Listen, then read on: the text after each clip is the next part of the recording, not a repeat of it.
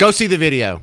Go see the video. It's the James Show, News Talk 820, 93.3 FM, WBAP. I am your host, James Parker, because our top story of the day, I cannot do it justice if you haven't seen the video, because this is going to be all the evidence you need to know who is right and who is wrong in the sound bites that I'm about to play just throughout the rest of this segment. I can't play you video on radio. It's the one shortcoming we have.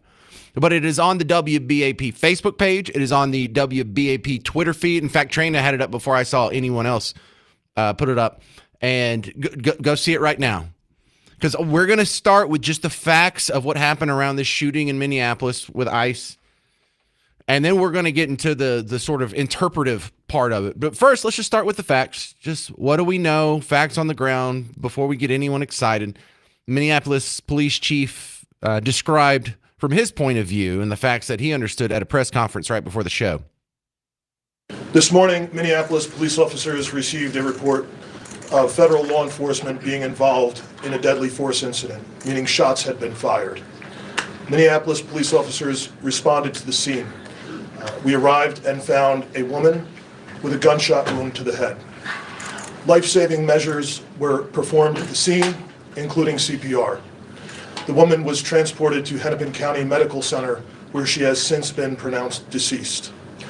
The preliminary information that we have indicates that this woman was in her vehicle and was blocking the roadway on Portland Avenue, midway between 33rd Street and 34th Street in the city. At some point, a federal law enforcement officer approached her on foot, and the vehicle began to drive off. At least 2 shots were fired. The vehicle then crashed on the side of the roadway. I would play the audio from the video, but there's a bunch of F words all over it, so it doesn't help. I recorded it and then bleeped it all out, and it's pretty worthless. So that's the point of view from the Minneapolis Police Department. There was a press conference with Kristi Noem, head of Homeland Security, and the ICE version, the federal version of the story, a little bit different. It was an act of domestic terrorism. What happened was our ICE officers were out in an enforcement action. They got stuck in the snow because of the adverse weather that is in Minneapolis. They were attempting to push out their vehicle, and a woman attacked them and those surrounding them and attempted to run them over and ram them with her vehicle. An officer of ours acted quickly and defensively shot to protect himself and the people around him. And my understanding is that she was hit and is deceased. We're continuing to gather more information, but this goes to show the assaults that our ICE officers and our law enforcement are under every single day. These vehicle rammings are domestic acts of terrorism. All right, so let me clean up, because I think the truth is somewhere between those two interpretations of the exact same incident. But go see the video for yourself. I'm just going to tell you what my takeaway from this is. This lady did try and block ICE agents as they were leaving the scene or trying to get their vehicle unstuck. An ICE officer approached her because she was sideways in the road. She was perpendicular to the flow of traffic in an SUV. Guy comes out, an ICE officer, get out the car, get out of the car, get the F out of the car, get the F out of the car. Now you see why I don't play the audio. She has her window down. She starts to roll it up, and he pulls on the door handle. It doesn't open. Now, right there, she gets a little spooked. And before she hits the gas, you see another ICE agent that had gone around the other side of the car, probably, I'm assuming, unbeknownst to the driver. And so in just a couple of steps, he is in front of the driver's side headlight. I don't think she sees him. I think she sees the one ICE officer. Her attention is on him. And when he pulls on the door handle twice, she just hits the gas to try and get out of here, because last she looked just a couple seconds ago, there was no one in front of her. Well, this ICE agent does just almost like Clint Eastwood speed draw, puts 2 bullets into the driver's cab, the driver's side of the cab. And it looks like as she was pulling off, the bumper of the car hit his left thigh. So it kind of swings him around. Or I don't know, maybe he just jerked himself out of the way and it looked like he got hit. But he was definitely in danger, because when she started going forward, he was definitely in death's way. Now, he scooted out of the way while he drew and shot, which makes it almost cartoon-like that he got a hit. You know how hard that is? Like, you ever go to the gun range and try and hit something that's from just 20 feet away, but you just do it on a quick draw? So there's 2 shots. The car that's going forward keeps going forward because I think the lady's just gone. And it just keeps going until it crashes. So I can see why you would interpret this as a self-defense. Kind of looks like more of a self-defense to me than anything. I don't think this counts as a ramming. I don't think she was intentionally trying to ram the guy. I don't think she would have hit the gas if she knew that guy was in front of her. But it all boils down to who told her it's okay to go block police.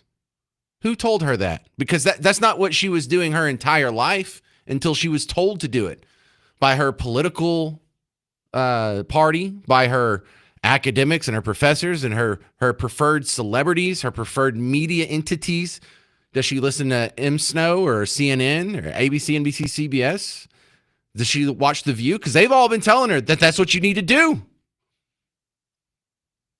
The reason you don't interfere in police actions, number one, is because you're thwarting the rule of law. But number two, it's dangerous. It's dangerous for police. It's dangerous for criminals. It's dangerous for you. And so what I think we have here is a big misunderstanding. I think Kristi Noem may be going a little too far. I don't think this was an act of terrorism like the when they ran through the parade at Waukesha, or when the guy was doing the vehicle ramming on New Year's of last year in New Orleans, or when the guy ran through the park in New York. I don't think this was one of those vehicle rammings. I think this might have been an accidental oopsie ramming because she did a stupid thing and got herself in a stupid situation, and a bunch of bad variables fell the wrong way, and she wound up dead. It's ugly. I don't like it, but I don't think the cops did anything illegal. I don't think they should go to jail. I think this should be a lesson to everyone that you don't interfere with ICE. You have a problem with ICE? Then go get people elected who will change the rules that ICE operates under. But if you don't like the way the country's run, you don't go out in the street and protest. You don't go out in the street and block. You don't interfere with ICE agents. That is a threat to democracy. If you are true, like, oh, you're so worried about threat to democracy and fascism, you wouldn't be trying to force your ideology onto others, even though a majority of your neighbors voted against it. But coming up next, you are not going to like the reaction from the mayor of Minneapolis. He's telling ICE to get the bleep out of Minneapolis. Bro, you're the one who told her blocking ICE was a good idea. And, you know, some of us have a memory that goes all the way back 24 hours. And we can remember just yesterday, because it was the 5th anniversary of January 6th. I had to watch on MSNO and CNN. They were memorializing police all damn day yesterday, saying, isn't it terrible that these people were attacking police and the police were just doing their job and enforcing the law? And now today it's like, yeah, they deserved it. They're terrible people. They need to go to jail. Everyone should be resisting police. Bro, I don't have that capability for doublethink. But one thing we don't know is the operation that she was interrupting, who they were picking up. Did this woman die defending a Somali fraud? I mean, we don't know, but this story could get real wild. Just buckle up, because the audio I'm going to play from you for the mayor next, it's going to leave you a little enraged. 800-288-9227, 800-288-9227. I'm James Parker on News Talk 820, 93.3 FM, WBAP.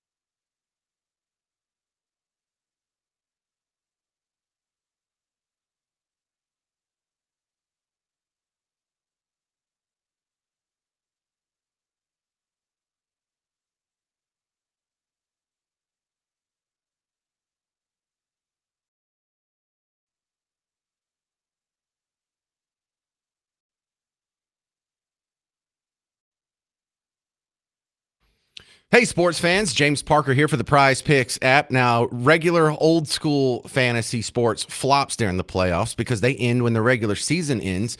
That's the difference. Daily fantasy sports means just because the regular season's over doesn't mean your fun has to end. And so whether you're following college playoffs, whether you're following the the pro football playoffs. They've got you covered on both. Look, I was just looking at the college lines here, and so of course, for some reason, Indiana's good this year. They're going to be playing against Oregon on Friday. Their quarterback Mendoza, he has a statistic of 209 yards. Will he get, or will he pass for more or less than that? You can go over to the Oregon quarterback and do the same thing. 218 yards for Dante Moore. Will he pass for more or less than that? And it really is that easy. You make a lineup of 2 to 6 players, pick more or less on a statistic. It could be the number of punts from the punter. But then you go watch the games that you were already going to watch anyway. You turn that inside knowledge into actual money, up to 2,000 times your money with America's #1 daily fantasy sports app, Prize Picks. If you're new to Prize Picks, I've got some good news for you. You can download Prize Picks, use promo code WBAP, and that gets you $50 in lineups with your first $5 lineup. Download Prize Picks, use promo code WBAP, get $50 in lineups with your first $5 lineup. Prize Picks, it's good to be right.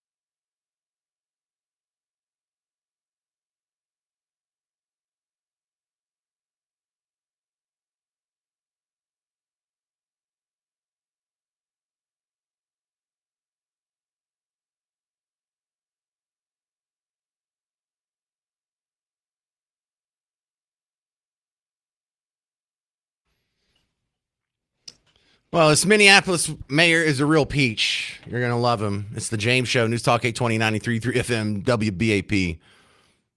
You're on for Markley, Van Camp, and Robbins. Jacob Fry is his name. Jacob Fry was out there dancing with the protesters and whatnot. After George Floyd, he's out there dancing with the Somalis at their little fundraisers and their Somali heritage events. I don't know. He's very effeminate. Is he gay? I'm not that that's important or even germane to the story, but it almost amazes me how they can find like the most beta guys possible and want to put them in positions of power. But that aside, that's just my personal subjective opinions on the guy. But listen to this. Apparently not a big fan of ICE, duh. But listen to how emotional and just not very leaderly, or I find it not very leaderly. What do you think? They are not here to cause safety in this city. What they are doing is not to provide safety in America. What they are doing is causing chaos and distrust. They're ripping families apart. They're sowing chaos on our streets. And in this case, quite literally killing people. That's law enforcement officers. You know, that's enforcing the law is chaos. Wouldn't chaos be not enforcing the law? Wouldn't chaos be there's a whole lot of laws out there that some of us have to live by and some of us don't? You don't really know where the lines are and the rules aren't really defined, and there's a whole lot of gray area, and you see a whole lot of people getting away with stuff that quite obviously they shouldn't be getting away. That's chaos. This is the attempt to restore order. So not only is he just wrong, he's like 180 degrees. You know what chaos is? Just running out in the street and stopping cops who are trying to enforce the laws as they're written on the books. Isn't that closer to chaos? But so, okay, I got it. You're not a big fan of ICE. But in this shooting, you can see the car ramming at the guy. Maybe you can make the argument that he could have dove out of the way without shooting her. But you can't say his life wasn't in danger or he wasn't close to being seriously injured. You can't say that wasn't lethal force that was being used against him.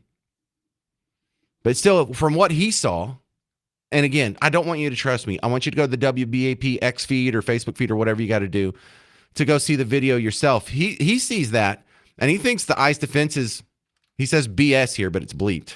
They are already trying to spin this as an action of self-defense. Having seen the video of myself, I want to tell everybody directly, that is this was an agent recklessly using power that resulted in somebody dying, getting killed. Man, that's a bold thing to say. He's just recklessly using power? Really? Did you just go up and shoot someone randomly on the sidewalk, or did he shoot someone who was in the process of hitting him with her car?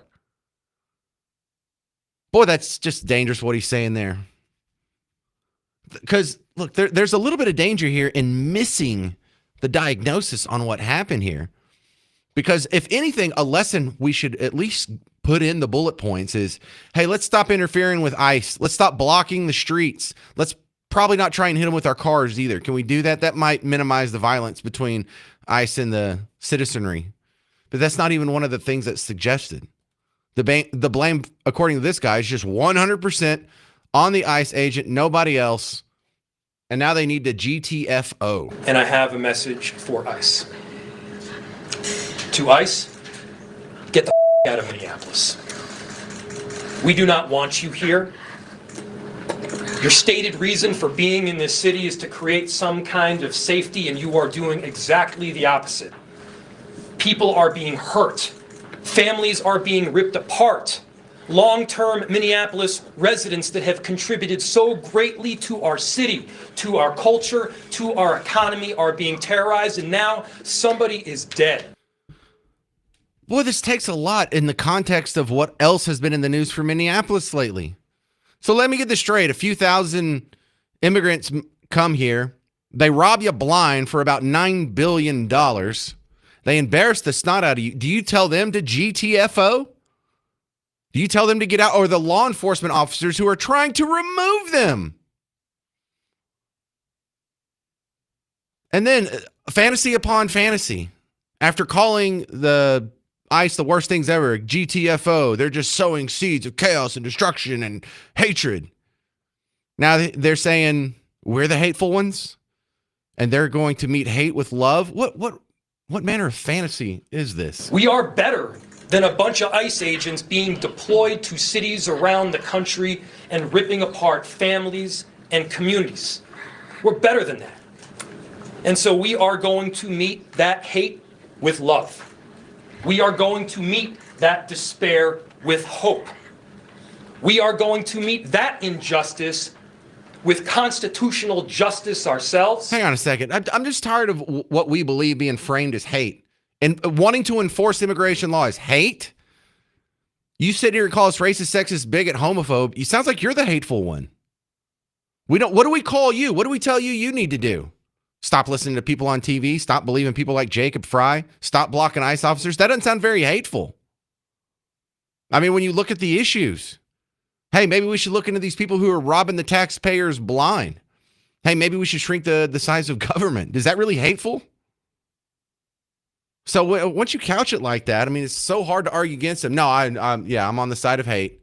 You're teaching everyone to hate me while calling me hateful. It's the most painful irony we have in social discourse. Chris in Dallas, you're on WBAP. Hey, James. Thanks for taking my call. Go ahead. Hello? Yeah, go ahead. Yeah. And for the mayor, after all that, to call for peace. I've never seen such a blatant display in my life of an official riling up his citizens. I mean, they're going to burn Minneapolis tonight. You can count on it. You know what? Good. I'm done with these people. You know what? Let them be defrauded. Just don't take my tax dollars. Y'all fund all this with your own state dollars. Just leave me out of it. Your thoughts on the Minneapolis ICE shooting? Because I think we're in the FO phase of FAFO. 800-288-9227. I'm James Parker on News Talk 820, 93.3 FM, WBAP.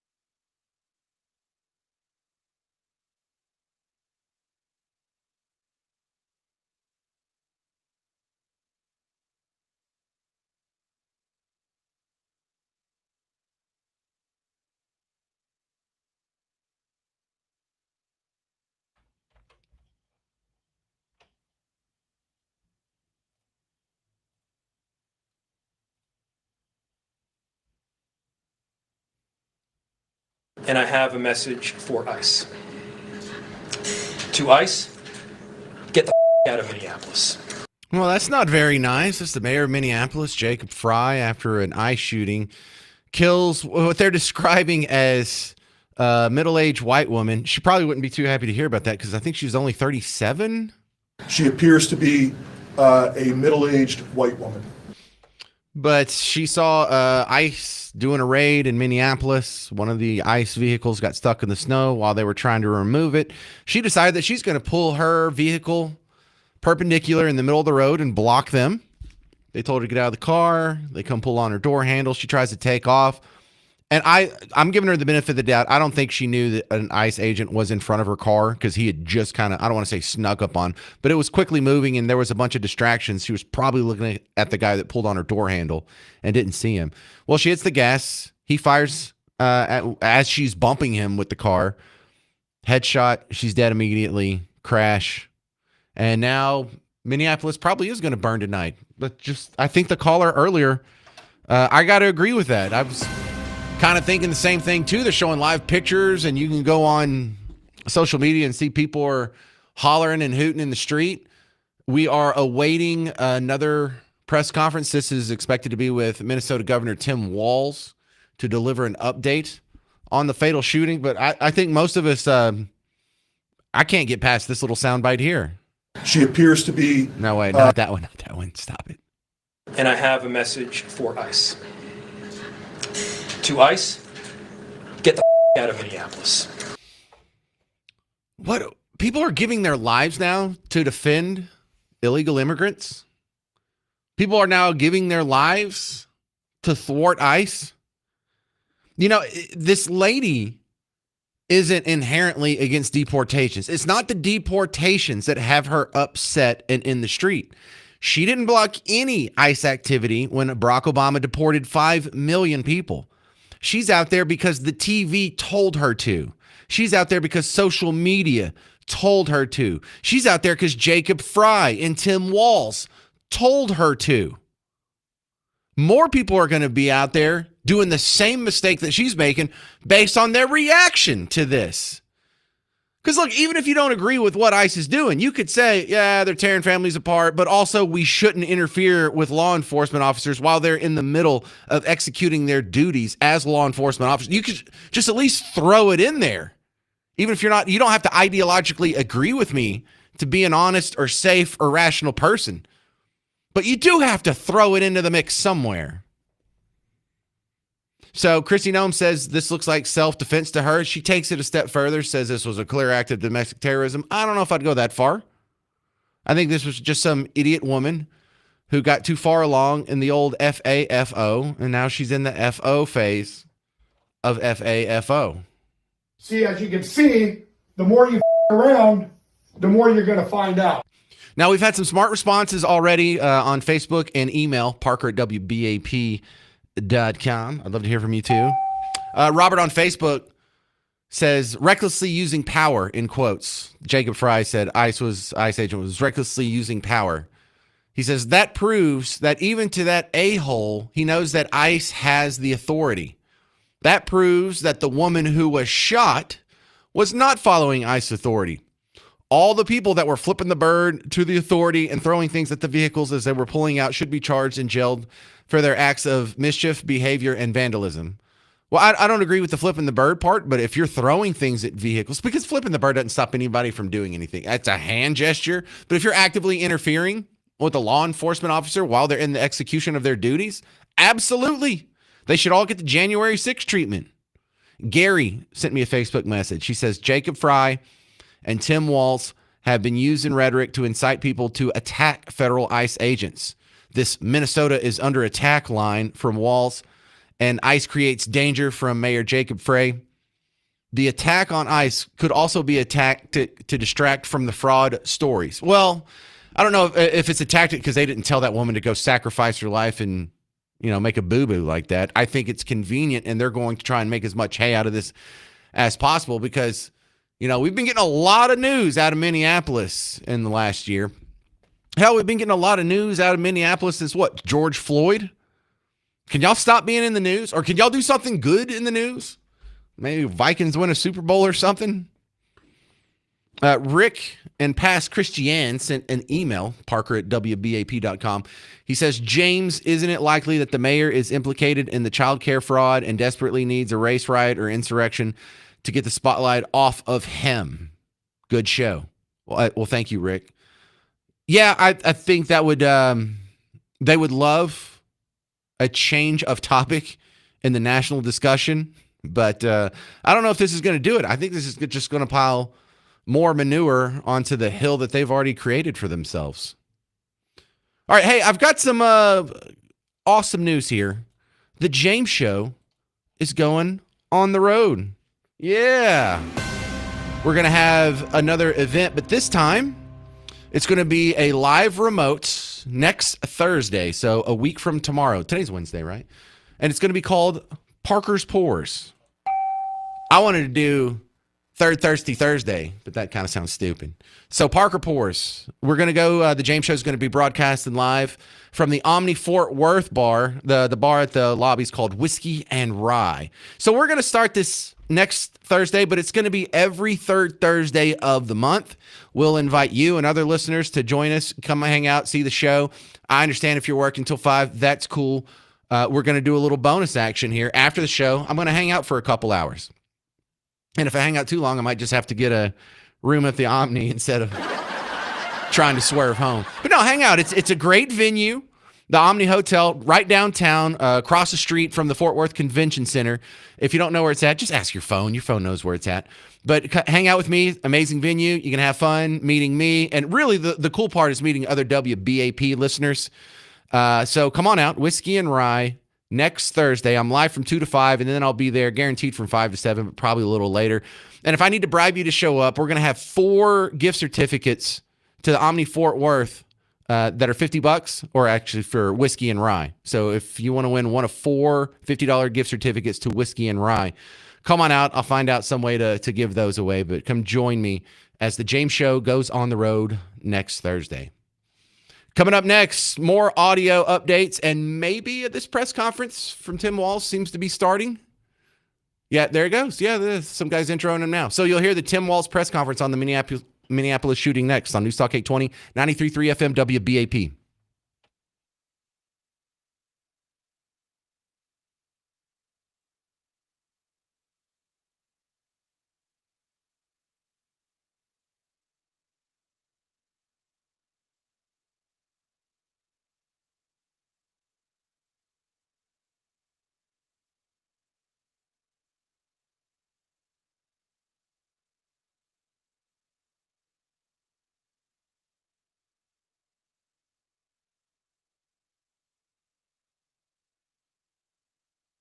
Safe and lawful, particularly around roadways.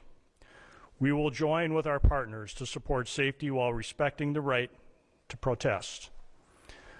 With that in mind, I'd like to share a few safe and lawful ways to demonstrate.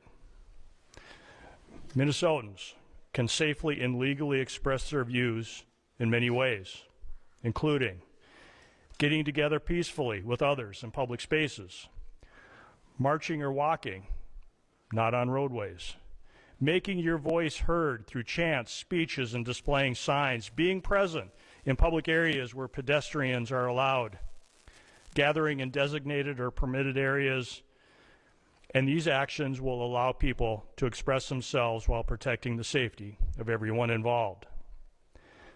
Unsafe or illegal actions could result in fines or arrests. Certain behaviors create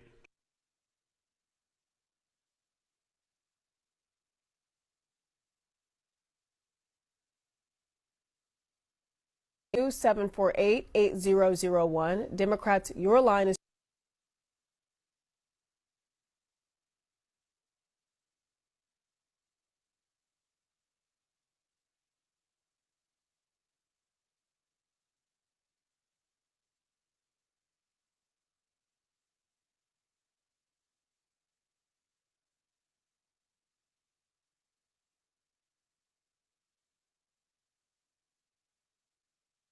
(202-748). Minnesota. Good afternoon. Today I'm joined by Department of Public Safety. A civilian woman was shot and killed by an ICE agent. This is live coverage.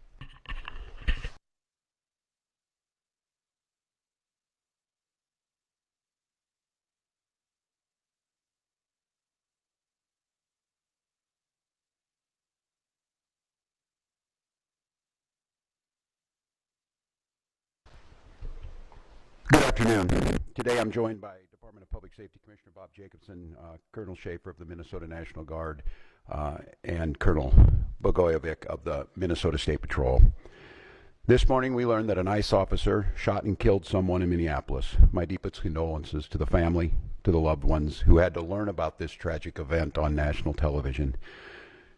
We have been warning for weeks that the Trump administration's dangerous, sensationalized operations are a threat to our public safety, that someone was going to get hurt. Just yesterday, I said exactly that. What we're seeing is the consequences of governance designed to generate fear, headlines, and conflict. This morning, we learned that an ICE officer shot and killed someone in Minneapolis. My deepest condolences to the family, to the loved ones. This morning, we learned that an ICE Commissioner Bob Jacobson, Colonel Schaefer.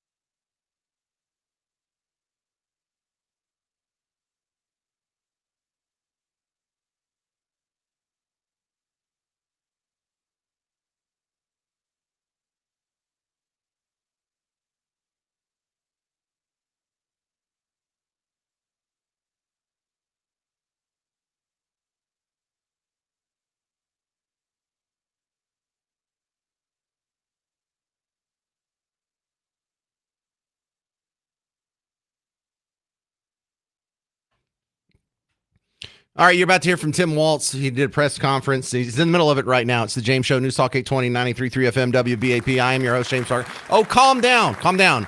Also, Brian Kilmeade's going to be on the show in about 25 minutes. Okay, now that's a good round of applause here. But the context for the press conference is all about the top story of the day, ICE shooting in Minneapolis, like they hadn't been in the news enough lately. Leaves a woman dead. A woman was trying to block ICE officers with her car. She almost rammed one. I mean, she kind of did hit his left leg a little bit. He pulls out a gun, takes two shots. and no more woman. So we're all expecting Minneapolis to burn tonight. One side, Team Red, says this is clearly self-defense, FAFO. Team Blue said this is just part of the ICE and Trump reign of terror, literally Hitler. So Tim Walz comes out there, and he's just pouring gas on the fire. Here you go. Of the Minnesota National Guard and Colonel Bogojevic of the Minnesota State Patrol. This morning we learned that an ICE officer shot and killed someone in Minneapolis. My deepest condolences to the family, to the loved ones who had to learn about this tragic event on national television.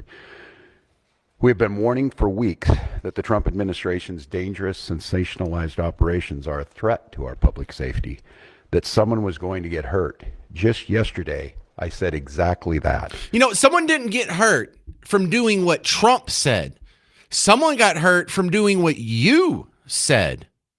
If Trump goes out there and does the ICE raid and there's no ticked off woke activists to get in the way, no one gets hurt. It was the introduction of Team Blue activists that led to the violence. So no, it's not Trump's fault here. What we're seeing is the consequences of governance designed to generate fear, headlines, and conflict. It's governing by reality TV. Or it's just enforcing the law. Going and picking up illegal immigrants, sending them back from whence they came. How does it get described like this, Tim? That recklessness cost someone their life. I've reached out to Secretary of Homeland Security Kristi Noem, and I'm waiting to hear back. Let me be clear. Donald Trump and his administration may not care much about Minnesota. That's been pretty evident. But we love this state. Hang on, if we didn't care about it, we wouldn't be trying to remove the criminals. We would just let them loot and pillage your state for $9 billion more dollars. No, it sounds like you don't care. It sounds like the outside world cares more about it than you do. This has been happening since 2014 under your nose, and we can still see 30 daycares in one day with no kids. But you're the one that cares about Minnesota, and we don't. Classic. We won't let them tear us apart. We'll not turn against each other. To Minnesotans, I say this. I feel your anger. I'm angry. No, you shouldn't be angry. You should be sad. You should be embarrassed. Angry. Why are you angry? They keep accusing you of operating out of a place of hate while admitting they're the emotional, angry ones. They want a show. We can't give it to them. We cannot. If you protest and express your First Amendment rights, please do so peacefully, as you always do. We can't. As you always do. Like you haven't seen the fires on TV. Like you haven't seen a stack of burning tires behind some reporter on a regular basis since 2020. Minneapolis is one of the worst. Minneapolis is going to burn tonight. Minneapolis, like when he's talking about calling out the National Guard, it's not to protect the citizens from the ICE agents or from the Trump administration or from Team Red. It's to protect the citizens from ticked off Team Blue activists. That's it. Give them what they want. The hearts and minds of the people in this state are on our side. To Americans, I ask you this. Please stand with Minneapolis. To Minnesotans, know that our administration is going to stop at nothing to seek accountability and justice. That's fine. Go ahead. See if a grand jury will put him on trial. See if you can do another Derek Chauvin and put a guy who was just doing his job in jail for woke purposes. Yeah, that's good justice. 800-288-9227. Coming up next, you're going to hear some of the question and answer part of the press conference with Tim Walz about the Minneapolis ICE shooting, which some of us see as just FAFO, self-defense. He sees it as, oh boy, more oppression and murder and hate from the fascists. I'm James Parker. It's News Talk 820, 93.3 FM, WBAP.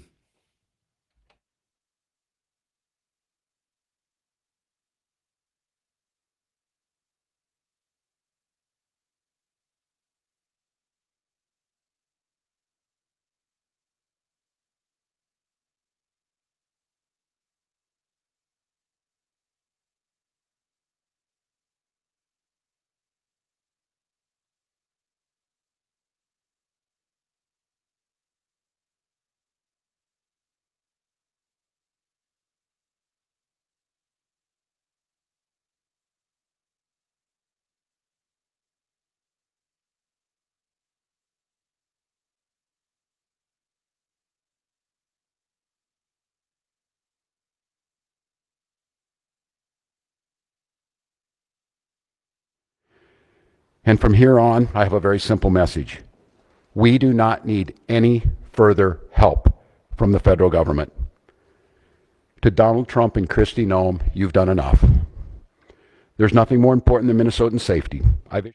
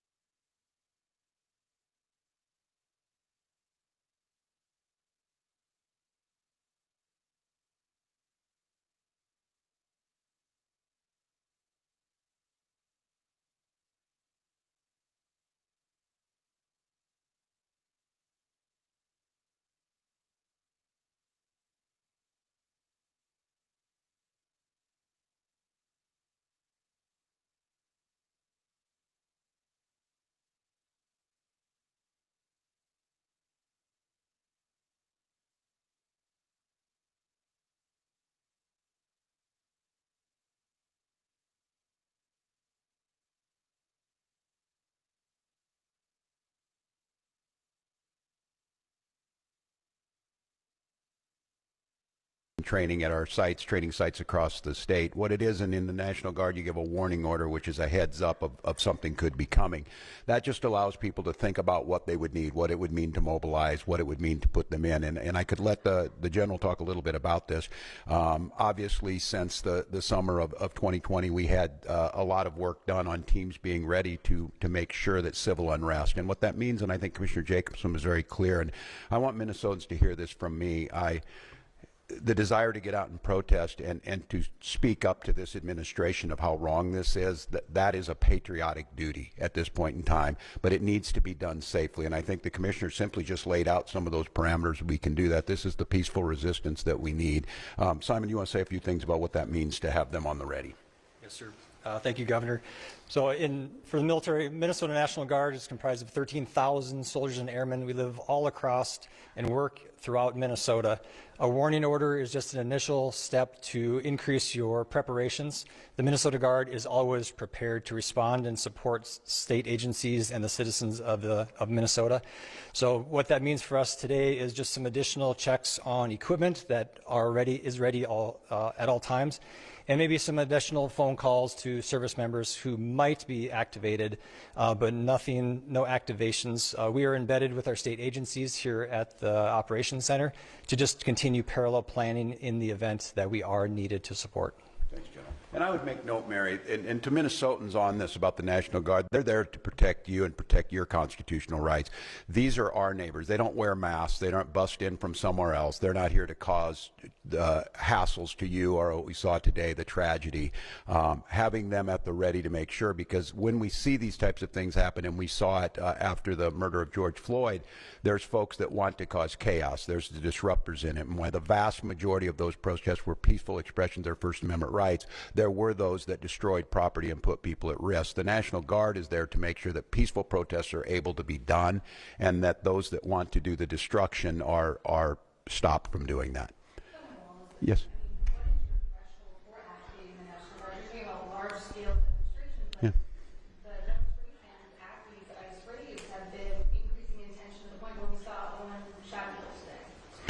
Yeah, and I think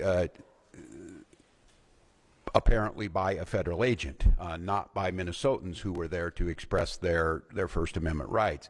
I think we've seen this to have folks ready. The gatherings that were down there today, I think this shocked everyone.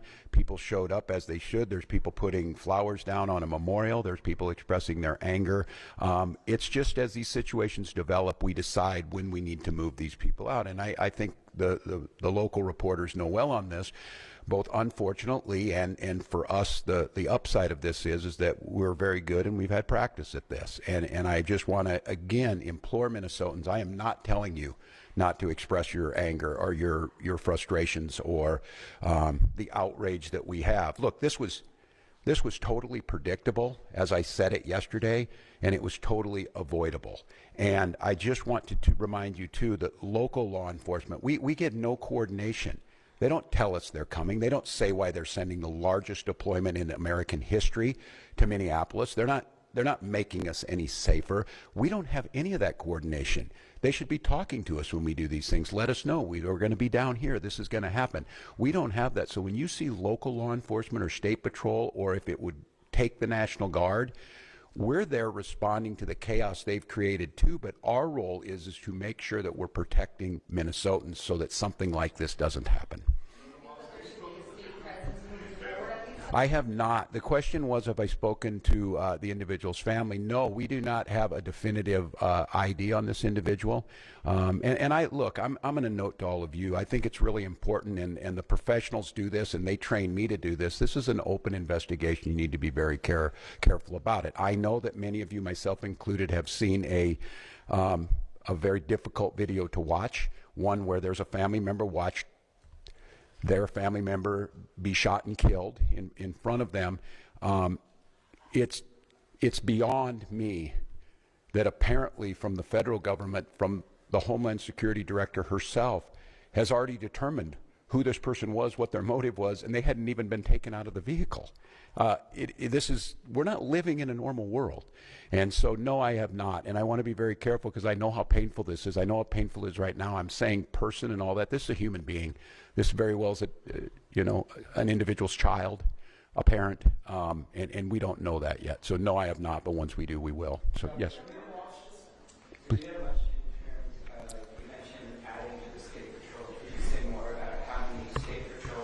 Colonel, would you like to do that? And then also, Colonel. So the governor was mentioning mobilizing more of the state patrol. How many state patrol people are on the ground in Minneapolis right now? And should there have been more state patrol people on the ground a couple of weeks ago when I came? So the question was, how many state patrol troopers have been deployed to the state? I said this yesterday. What was it?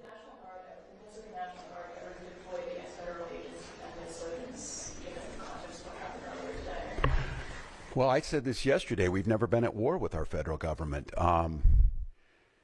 I think in this case that the National Guard is their main mission. They have a dual mission. Chief of the mission doesn't necessarily change the mission. They're there to protect Minnesotans. They're there to go and to the National Guard, and then they will be put in state to understand a lot of training now.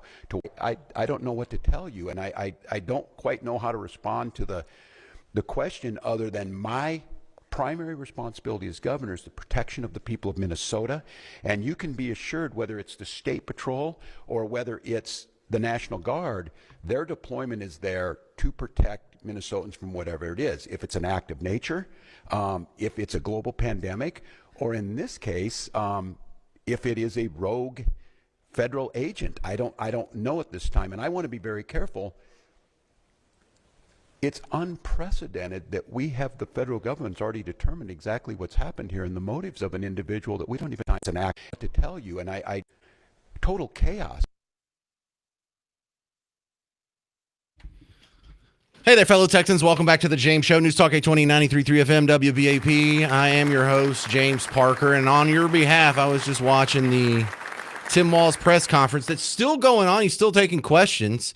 And the press conference is really focusing on two things. Number one, our top story of the day is clearly the ICE shooting that happened in Minneapolis. If you're just joining us, there was an ICE operation where they went into some residence and picked up some guy, and there was a whole bunch of officers involved to secure the scene.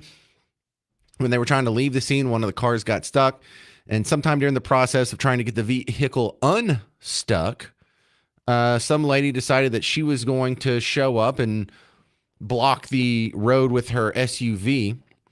An ICE agent approaches the car, tells her to get out of the car, because, I guess he's going to arrest her or something.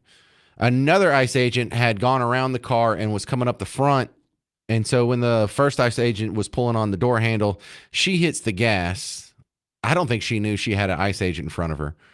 And he pulls his gun, fires 2 shots. She's dead. So look, whether you think it was obviously self-defense, because I see the same people seeing the same video coming to completely different conclusions over here. If you're on Team Red and you're on X right now, you see the video and you're like, well, that was a good shot. If you're on Team Blue, it's like, very clearly, it's just the Trump administration executing American citizens with a... So here we have another interpretive dance here. And I want you to go see the video for yourself. Go look at I saw it on the WBAP X feed first. Go check that out. The other half of this press conference is focusing on the very likely outcome for tonight, that Minneapolis is going to burn. Tim Walz comes out and says they've already called up National Guard to handle the free speech advocates and protect them. Protect them from who? From each other? Protect them from themselves? No, it's because they're ill-behaved and things are going to burn. That's all. So Tim Walz, I mean, they're in a no-win situation here, but it's almost heartbreaking to have to listen to this and know that half the country buys into it. Here's a little bit more from Tim Walz's press conference, which is still going on right now. And look, I have very limited work in this in trading in the National Guard, but I've had a lot of training now to watch how our professionals operate. After this person was shot, federal agents milling around, touching the vehicle at a crime scene and things, I don't know what to tell you, and I don't quite know how to respond to the question other than my primary responsibility as governor is the protection of the people of Minnesota, and you can be assured whether it's the State Patrol or whether it's the National Guard, their deployment is there to protect Minnesotans from whatever it is. If it's an act of nature, if it's a global pandemic, or in this case, if it is a rogue federal agent. I don't know at this time, and I want to be very careful. It's unprecedented that we have the federal government's already determined exactly what's happened here and the motives of an individual that we don't even know the name. They don't know the name.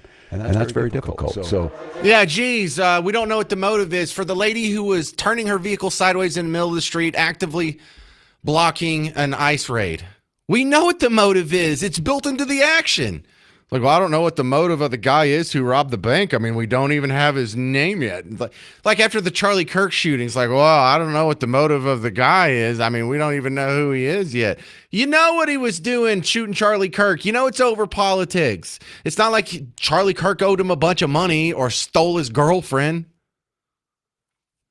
Here's a clip from something he said a little bit earlier that you didn't get to hear. Tim Walz says, we want no more help from the federal government. and from here on, I have a very simple message. We do not need any further help from the federal government. To Donald Trump and Kristi Noem, you've done enough. Yeah, don't enforce the laws that the people of America have gotten together and all agreed on. We don't need any help enforcing the laws here. We just want the social programs. We don't want help from the government. Just give us your money and then leave us alone and let us steal as much as we want with no oversight, with no repercussions for the legal and or illegal immigrants that are participating in this. No, just let us rob the American taxpayer blind. How dare you interfere? You know, I'm kind of partial to that. I want no more help from the federal government. Good deal. We won't send ICE. We won't send FBI. We won't send any other help from the federal government. And then you don't get any of our tax dollars either. That, man, I would take that bet right now. No more food stamps. No more Section 8. No more public schools. No more Department of Education. No more housing and urban development. Oh, I wish you really meant that. Oh, you just don't want federal help enforcing laws. Oh, got it. Yeah, hey, can you just let the criminals rob us blind? I'm doing good over here. This is Eric in Brownsville? That's far. You're on WBAP. Brownwood. Oh, Brownwood, Yeah. much closer. Yes, sir. You know, this could have happened to anybody. This person could have been purple polka dotted. But if it were someone of color, then it would have been a racist action by ICE also. So very fortunate in that, and they would have used it for political gain for every mile they could get out of it. But yeah, it's the fault of the Democrats. The leaders are saying fight ICE. ICE is evil. ICE is the Nazis. Fight them. And so that's what they get. I think, see, here's the trouble. I get that. You get that. I bet you 90% of the people listening to the show right now get that. But there's going to be tens of thousands of people in the street of Minneapolis tonight wrecking shop because they don't believe that. Now, how do you get through? How do you get through to that, Eric? Their leaders can take care of that. Well, apparently they Fortunately, can. We don't have that where Is anybody going to be chucking a brick through a window in a storefront in Brownwood tonight? Nope. Yeah, in Bug Tussle, they don't feel the need to have property destruction in order to get their free speech rights heard. It's the damnedest thing. They're reaping what they sowed. All right. Well, it's just kind of sad all the way around. I appreciate the call, Eric. It's Eric and Brownwood. 800-288-9227. Coming up next, Brian Kilmeade. The Brian Kilmeade? Yeah, the Brian Kilmeade from Fox and Friends and from our sister station, KLIF. He's going to be on next on The James Show. News Talk 820, 93.3 FM, WBAP.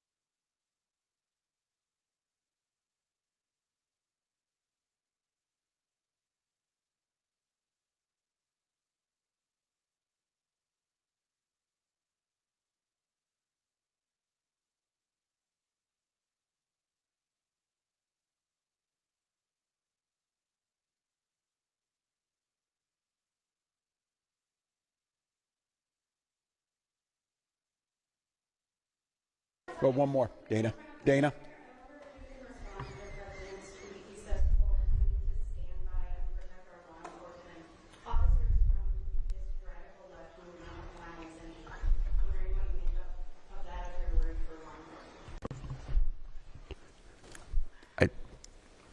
Look, and I understand the uniqueness of this moment in this week, following this week, seeing what's happening in the backdrop of a show hearing in D.C. My job is to govern, and my job is to see what the facts are.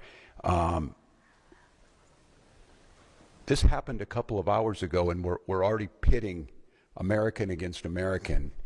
All of you saw a video in your eyes. We have a chaotic situation caused by the largest deployment in American history of federal agents into a community with no communication to locals. We had a chaotic situation where an individual is in their car, shot and killed. And so, look, I want to be very cautious here because Donald Trump will make this about me. He will make this about politics. This is about public safety, and this is about normalcy. To Americans who are watching this, if you're in Portland or you're in LA or you're in Chicago or you're wherever they're coming next, stand with us. Stand with us against this. This was so preventable, so unnecessary, and I don't know. I hope. Maybe we're at the McCarthy moment. Do you have no decency? Do you have no decency? We have someone dead in their car for no reason whatsoever. And I don't want to be right about this, but I said if they do this, they're going to create a chaotic situation where someone innocent's going to get killed.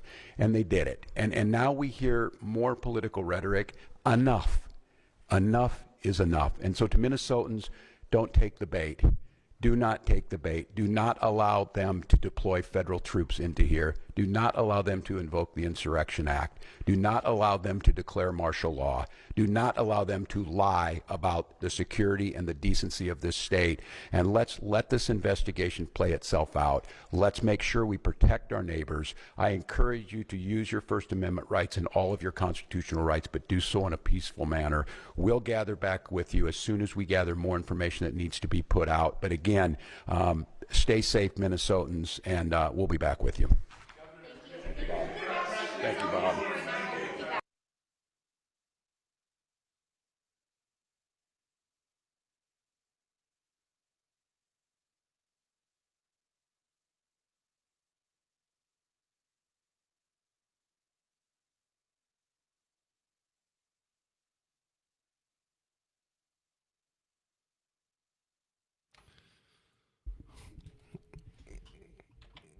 Bro, what the heck is going on in Minneapolis these days? It's the James Show, News Talk 820, 93.3 FM, WBAP. I am your host, James Parker, on your home for Markley, Van Camp, and Robbins. I'm sure they'll have a lot to say about this tomorrow. But my next guest, special guest, Brian Kilmeade. He's on our sister station, KLIF. You may have heard him from a little show called Fox and Friends as well. And he's nice enough to come to town a couple times a year and do events with us. Welcome back to the James Show, Brian. Well, I don't even know where to start, except it's going to be something with Minneapolis. I mean, they're having congressional hearings right now about the multi-billion-dollar looting of the taxpayers that's buoyed in Minneapolis. Then you have an ICE shooting that happened this morning in Minneapolis. And now we're preparing for Minneapolis to burn, and the National Guard's already being called in, and people are pulling in the streets. Brian, this is getting out of control.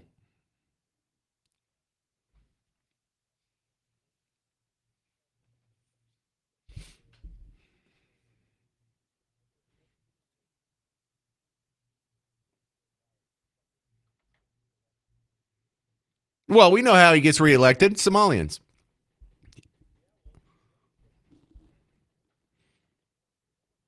Oh, that's right. I forgot about that guy.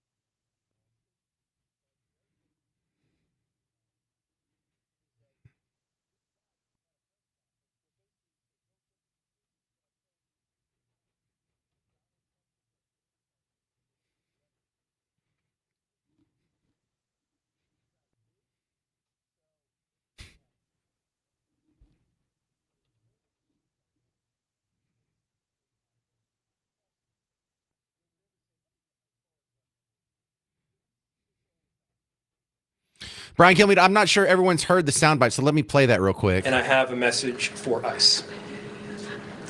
To ICE, get the out of Minneapolis. And that's the mayor of a major American city, Jacob Fry, telling ICE, get the F out. So what do you think? Minneapolis is going to burn tonight, Brian?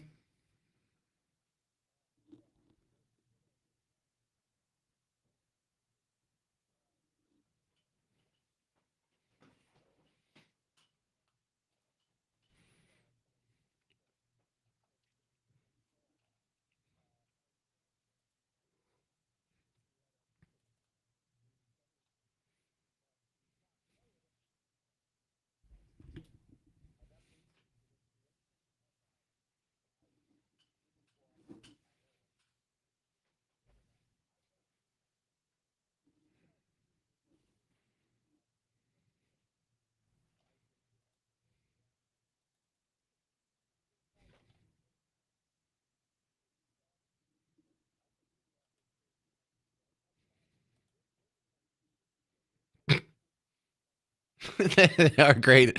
Well, I wanted to talk to you about Minneapolis when we booked it. I just didn't know it would be about this shooting. I was wanting to talk about the congressional hearings that are happening today because clearly there's been fraud. And whether or not you believe Nick Shirley's video, you're crazy if you don't, but fine. How do you so easily dismiss the people that have already gone to jail? They've already had their trial, been convicted, had their day in court, and it's in the at least hundreds of millions of dollars. I'm sure it's in the billions of dollars now. I can't believe so many people are pushing back against this.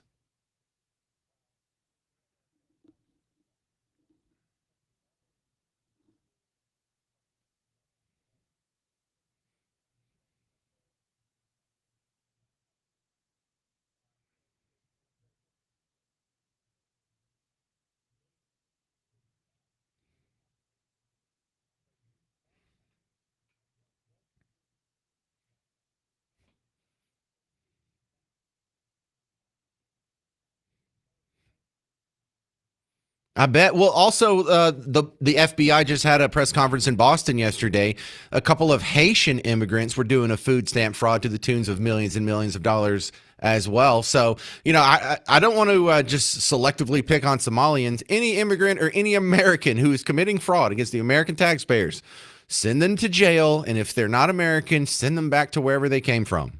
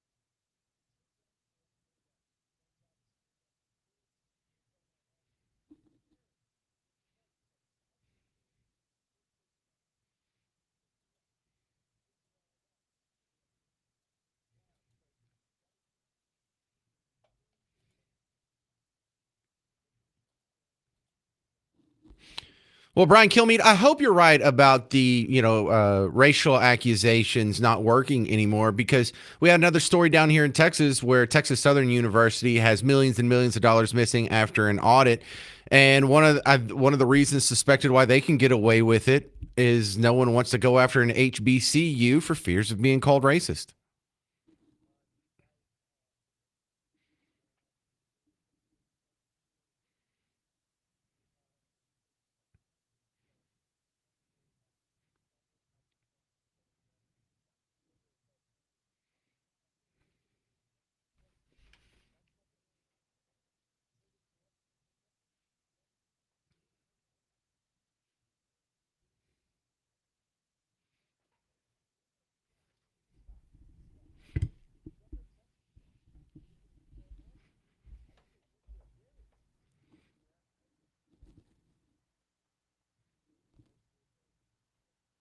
Yeah, well, we got plenty of it down here. This is the great Brian Kilmeade. You can hear him on our sister station, KLIF. Of course, you see him on Fox and Friends as well. Do you have a scheduled event coming to Texas already on the books, or?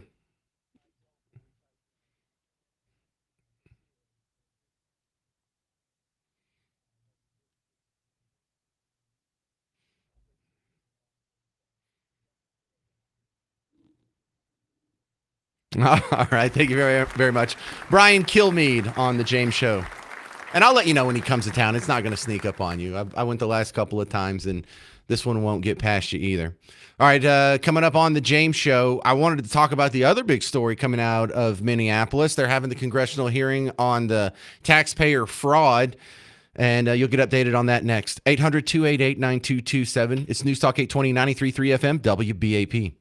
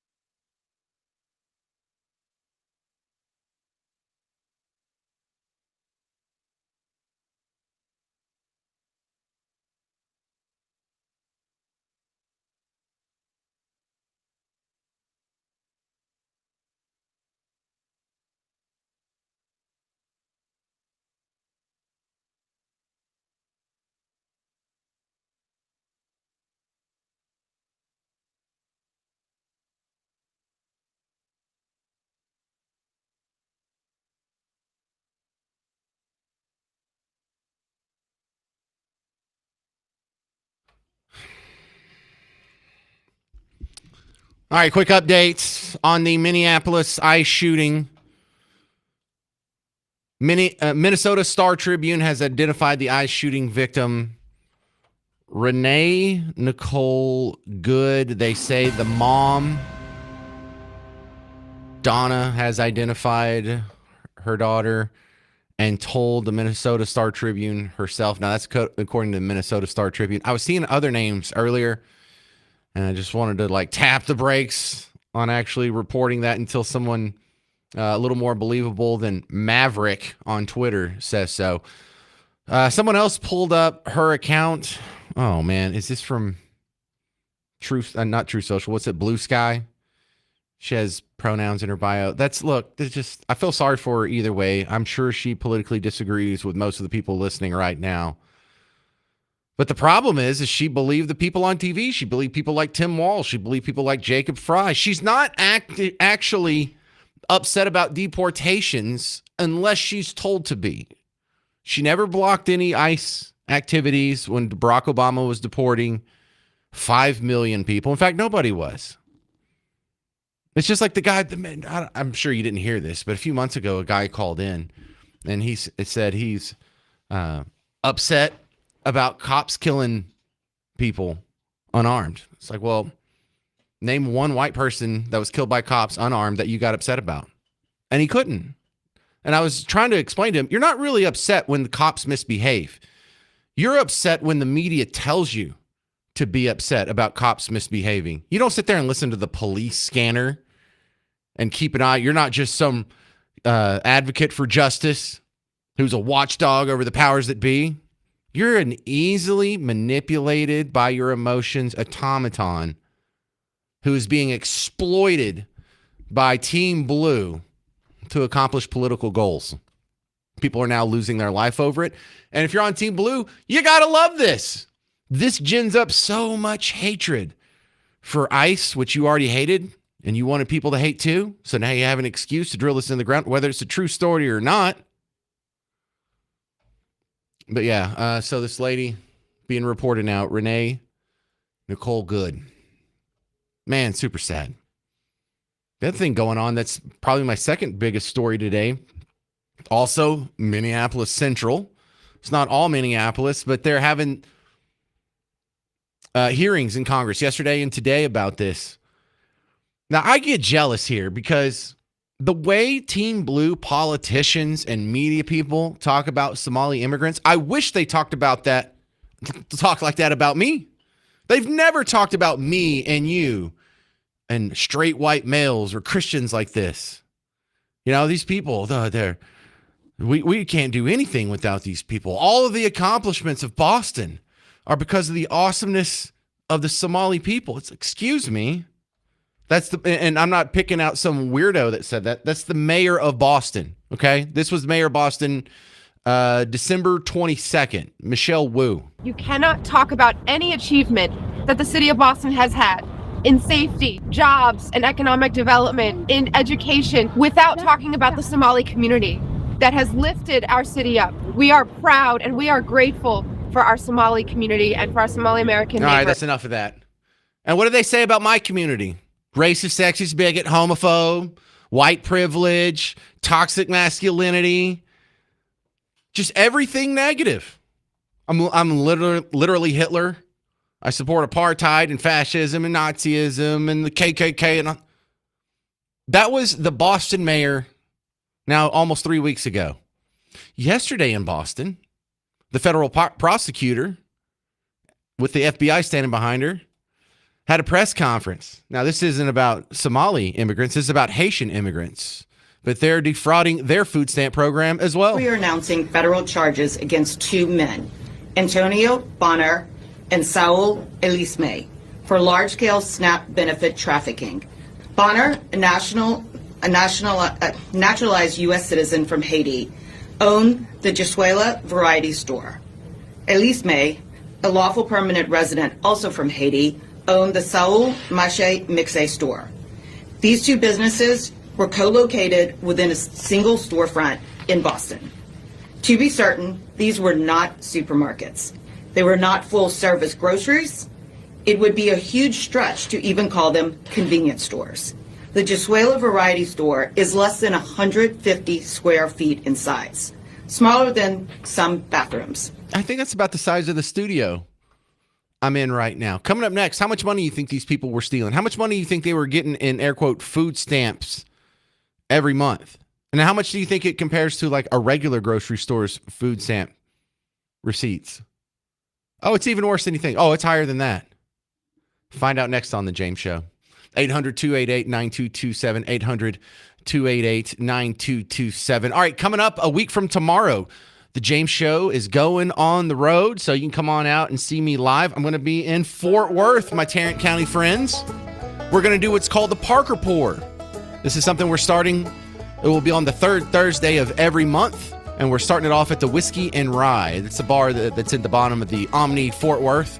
It's that big hotel downtown right across the street from the convention center. So go on out. I'll be there from 2 to 5 doing the show live, and then I'm going to hang out for a couple hours after that. So I understand most people are working. You don't get off till 5 or so. Come on out after work. I promise I'll hang out. You can come meet me. And the cool part is you also get to meet a bunch of other WBAP listeners. And I notice a lot of you have a tendency to be good friends and get along well. Also, I'm going to be giving away 4 $50 gift certificates to Whiskey and Rye while we're there. So if I have to bribe you to come to my remote, I'll do it. Come on out next week to the Pour of the Week with the Parker Pour at the Whiskey and Rye Omni Fort Worth. I'm James Parker on News Talk 820, 93.3 FM, WBAP.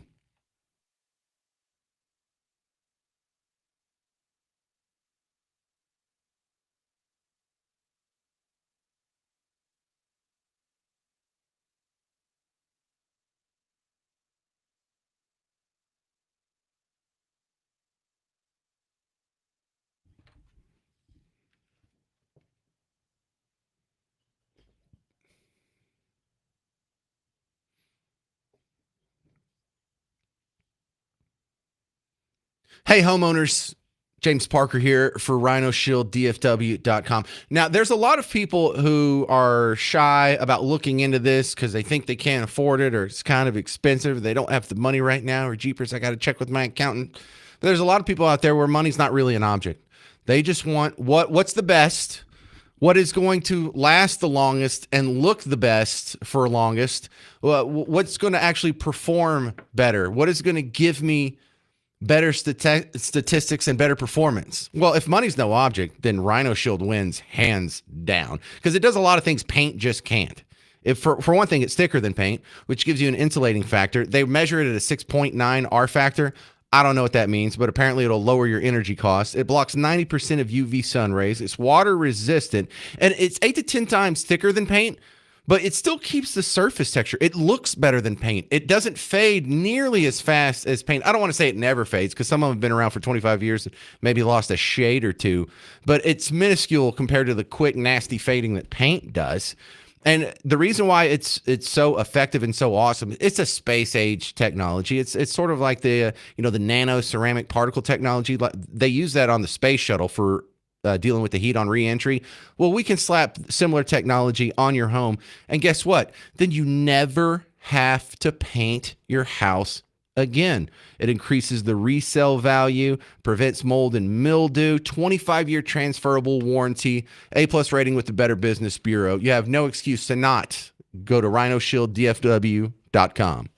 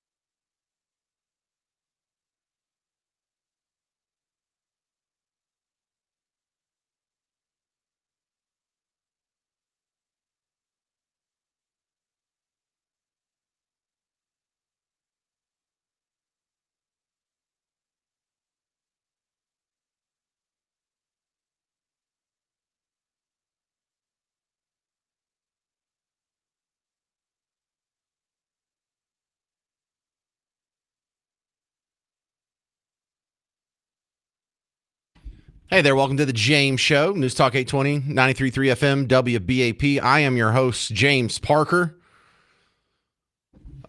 We have a press conference coming from Secretary Nome, scheduled for 5 o'clock. Coming up in the next hour, I'm going to replay the audio from the Venezuelan Texan, he came here as a teenager. I went to college with him, and he was just killing it on Facebook and his reaction to the Maduro raid. It is must-hear radio. Now, I did it in the first hour yesterday, and I realized almost nobody who's listening at 4 o'clock heard it yesterday.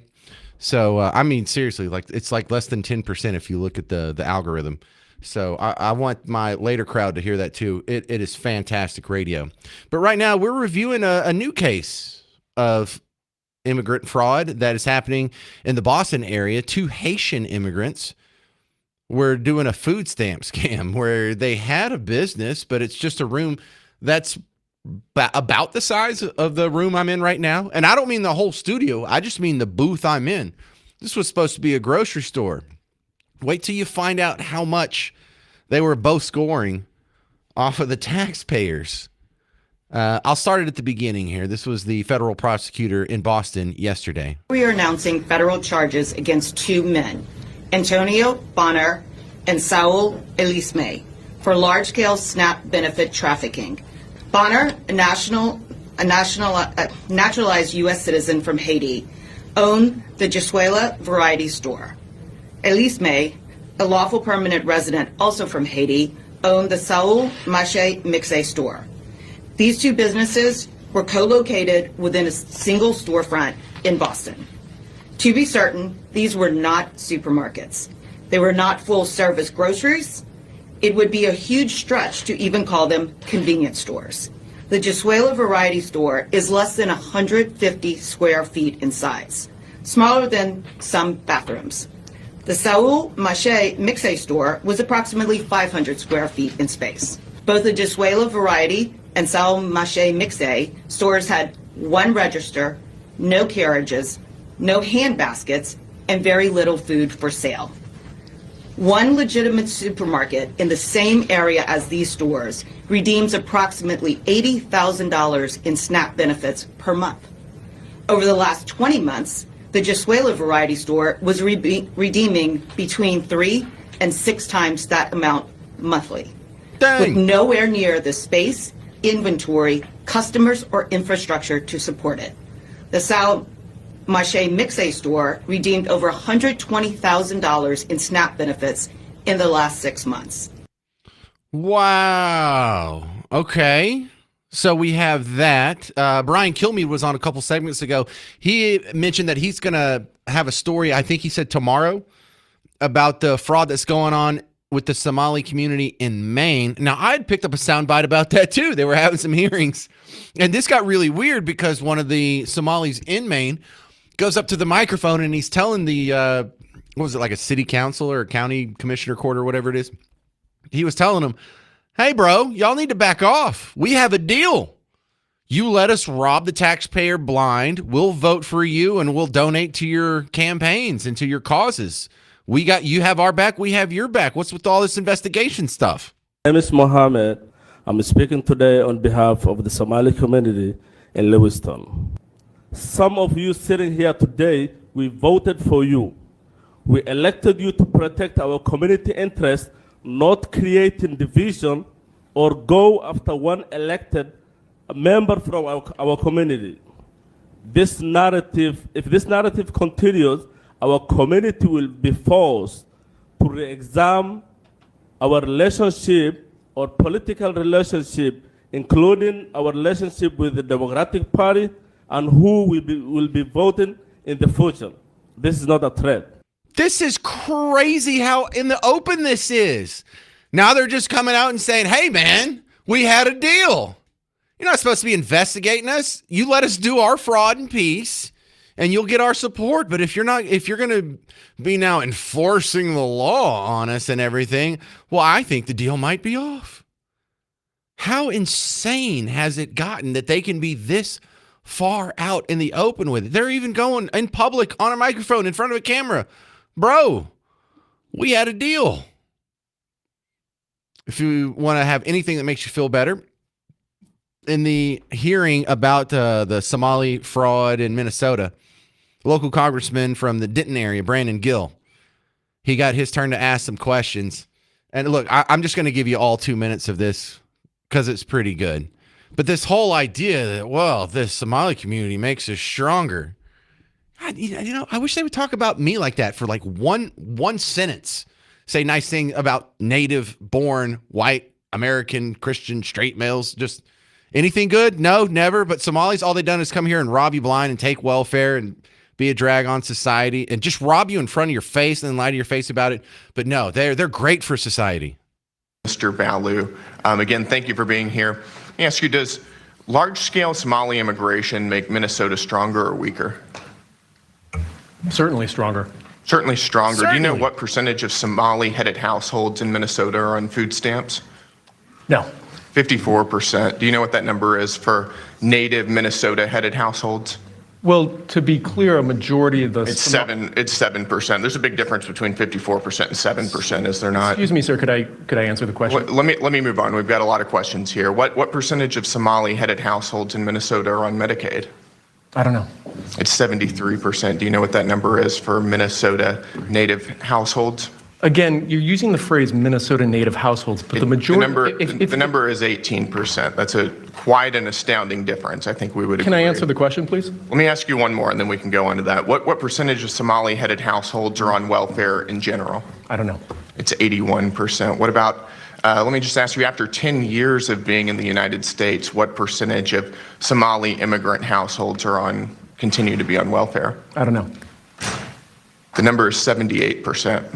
So even after 10 years, 78% of Somali immigrant households continue to be on welfare. Do you know what that number is for native Minnesota-headed households? Again, you're using non-Somali immigrant-headed households. If I can just answer the question, when you're using the phrase native Minnesotans, the majority of Somali Minnesotans are as Minnesotan as any of us. They were born in the United States. It's only 8,000 of the 108,000 Somali. Nevertheless, the welfare usage is astoundingly different. Let me ask you again, does that make Minnesota stronger or weaker? Don't you love that semantic game he plays? I'm sorry.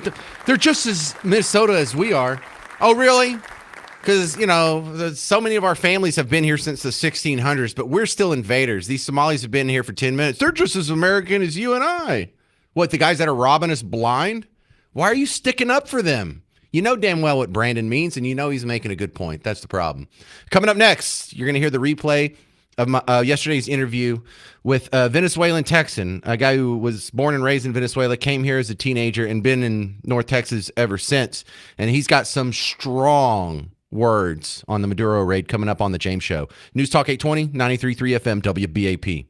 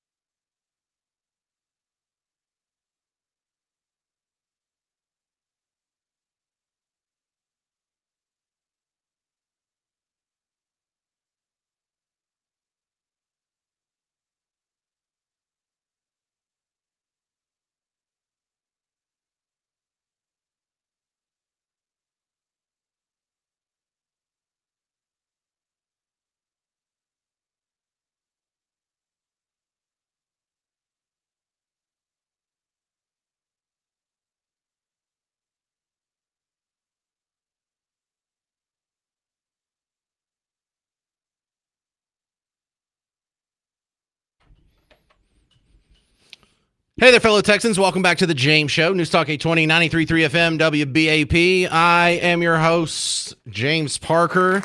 So yesterday, we actually had a good show. I'm kidding. All my shows are good.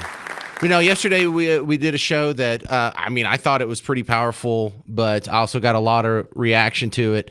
And you know what? I think it's worth playing again. It's an interview I did with a friend of mine from college who happens to be from Venezuela. And so let me just get this out of the way. This is going to take up the next few segments, but it really is that important. It really is that good.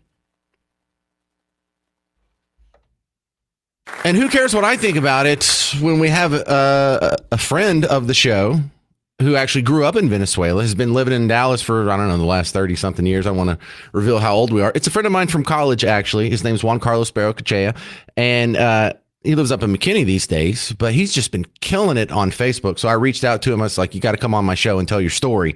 And so now, here he is. Hey, Juan, welcome to the show. Hey, James, how are you? Thanks for having me. I know, it's been a while, hasn't it?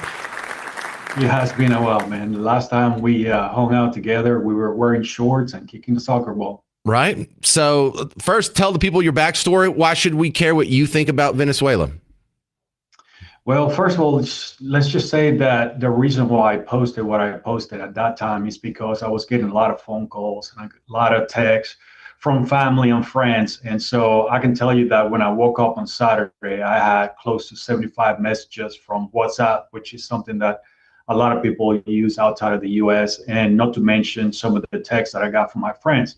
So as I was talking to my wife, I say, hey, should I post something so I can kind of at least give these people my perspective? I'm not trying to convince anybody of what I think or what I don't think or what happened. I'm just going with the facts and what my experience was. So going back to, obviously, we were born a little while ago. So I grew up in Venezuela. I was born and raised in Caracas. Obviously, my mom and dad were middle class. My dad and mom, barely graduated from high school. And my dad happened to be a good soccer player. So that's what one of the first things he did was to play soccer. And he did it well enough that he was a professional soccer player.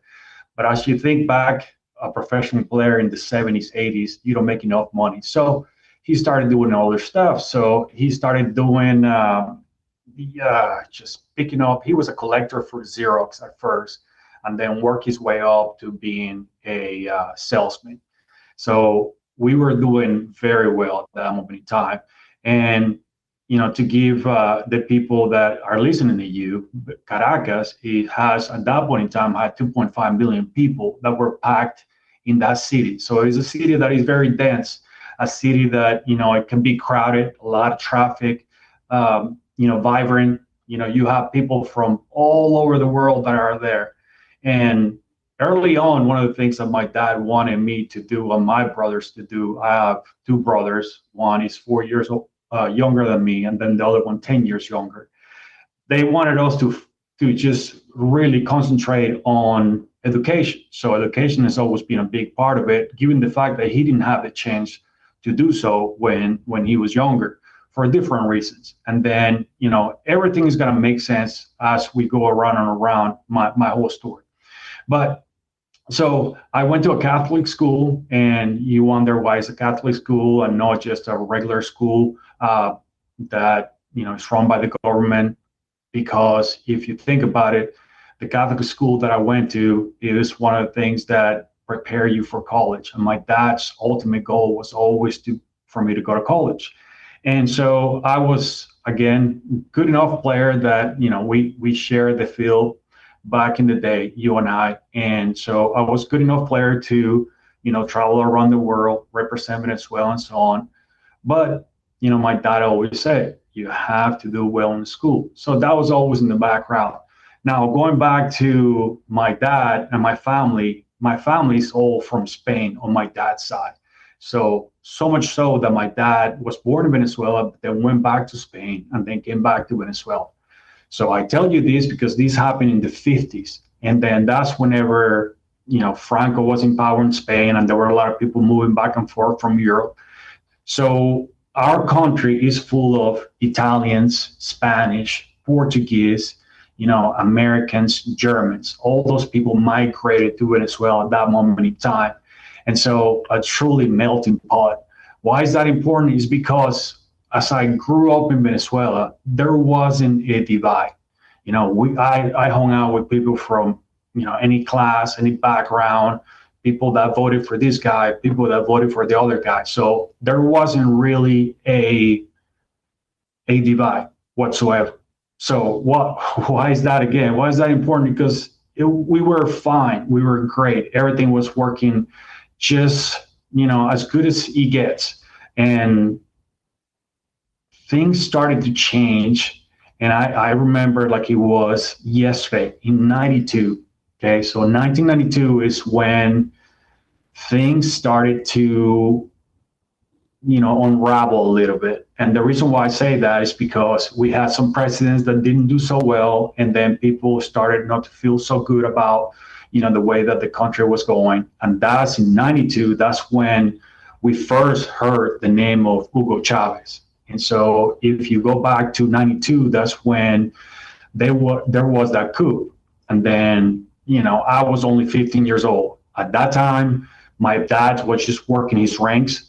And we lived in the west side of the city, which is in the central area. So the west side of the city is okay. It was still a great place to be.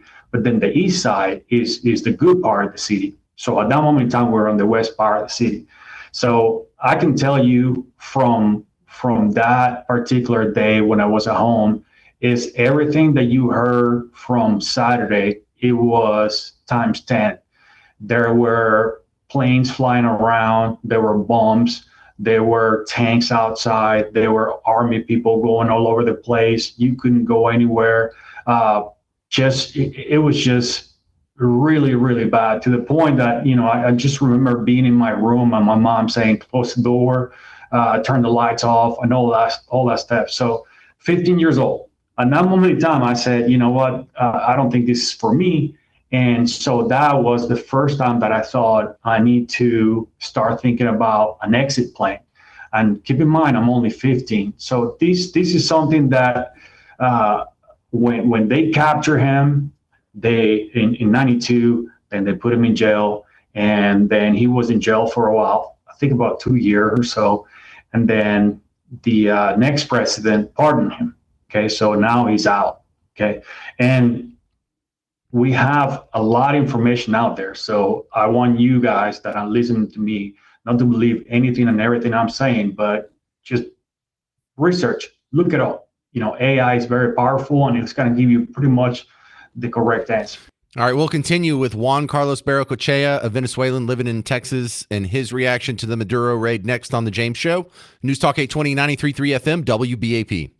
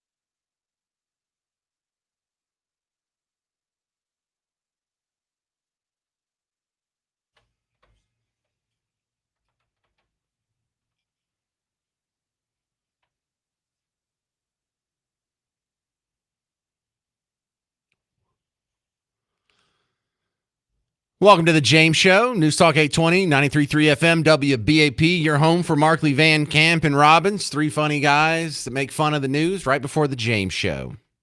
A guy that I went to college with, Juan Carlos Barrocochea, is from Venezuela, came here as a teenager, has basically been here ever since, and it was just tearing up some great posts on the Maduro raid on Facebook, so I've asked him to come on the show. And we're in the middle of his story. He was explaining growing up in Venezuela and his background and how an attempted coup by Hugo Chavez in 1992 was the inspiration he needed to come up to Texas. Now, how'd you end up here, Juan? Well, that was interesting. My dad asked me if I wanted a computer or come to the Dallas Cup to represent the country, and I said I wanted a computer. But in the background, my dad was still talking to the coaches and other people. And, then he says, at some point, hey, people in Dallas want you to go and play over there. Here's the deal. You can either go over there and start looking for a scholarship, college, learn the language. And so I thought that was very interesting. Or you can go with your family and start thinking about becoming a professional soccer player in Spain, given the fact that it's one of the better places to play at. And so that was amazing too. But at the end of the day, I decided that I was going to come to Dallas. So in Dallas, that's where this dream started. And so I was 16. This is after the World Cup, so soccer was a good thing. Obviously, I didn't know any English at that moment in time, and so it was kind of tough to begin with. But one of the things that I've learned that people in Texas are just amazing. So I stay with an American family, which is the Stevenson, and they were incredible, as well as my wife's family and many other people too. You talk about coaches, Guy Greening. There's so many coaches out there. Jim Lanford later on, Coach Jacobs. All those people are going to help me through the whole thing. And so I just left. And so when you start thinking about the migration of the Venezuelans all around the world, I just came right before that started, which started in '99. So I was ahead of the game. Just a little side note, before I even got to my home one day, after I picked up my passport, my watch was stolen by two guys that just walked right next to me. And so things were getting bad, and I could tell. So I just thought, you know what, this is just a sign for me to go. And so I did, and that's how I ended up over here. And so I met my wife in high school. We've been high school sweethearts ever since. I got a scholarship to go play at ETBU. Then after that, I went to St. Mary's, graduated from St. Mary's, and I didn't leave. I stay here ever since. So I am, you can say that I'm living the American dream, and I am very proud of what I came from. And at the same time, I'm very proud of where I am. And so my kids are from here. I have a daughter and a son. My son is about to graduate from college, and my daughter is about to graduate from high school. And I've been part of this community for, just like you were saying, James, 30 years. Yeah, you're more Texan than Venezuelan now. You understand that, right? 100%. And so that's a reality. So when people ask me where I'm from, I'm family from Spain. I was born and raised in Venezuela, family from Venezuela, but I've been here longer than anywhere else. So I consider myself a Texan for sure. Absolutely. Okay, Juan, talk about the deterioration that you observed with your own eyes. Describe it to us, because pretty much none of us have been to Venezuela. Okay, so that is something that I started seeing when I left. So as I left in '94, I kept on going back for Christmas, for New Year's, for summer break. And as I went back, I started seeing things, something just small things, the prices started going up. So hyperinflation slowly but surely started to take place. Roads started to get bad. The HUDs, if you guys are familiar with Brazil, because that's one of the things that you see in a lot of videos, is the favelas, which is the poor people start building homes in the mountains, and they're built on top of each other. Well, Caracas is the same thing. It's just a valley, and then people start building on top of each other. So that's one thing. Then I noticed that people were very nationalist, and I thought that was great at first, but then I started to see that Chavez wanted to divide us, and then the gap between the rich and the poor started to get bigger and bigger and bigger. And so my dad went from being a salesman to owning his own business. So he had two stores, toy stores at that moment in time, and then another store that sold kids clothing. And he still imported toys into the country. So we're talking about my dad was traveling to the U.S., China, South America, Brazil, all over the place. He was traveling to look for toys, for deals to bring back into Venezuela. Where over time, I graduated from college. I helped him out. My brother helped him out. Well,